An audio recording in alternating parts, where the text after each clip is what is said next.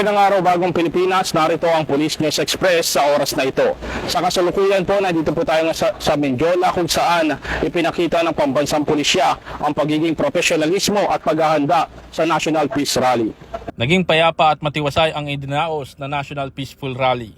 Ito ay taliwas sa magulong demonstrasyon noong ika-21 ng Setyembre 2025 kung saan maraming nasugatan at nagkaroon ng tensyon sa pagitan ng rallyista at pambansang pulisya.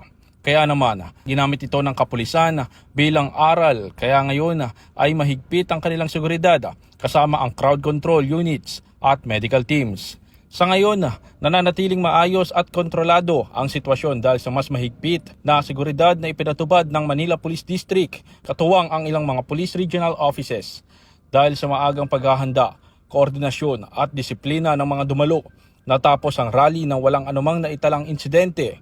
Patuloy namang nananawagan ang pulisya sa publiko na makipagtulungan sa mga otoridad sa mga susunod pang aktibidad upang mapanatili ang kapayapaan. Sa kasalukuyan, nananatili pa rin sarado ang Recto Avenue, Legarda, Casal Street at iba pang parte ng Mindiola.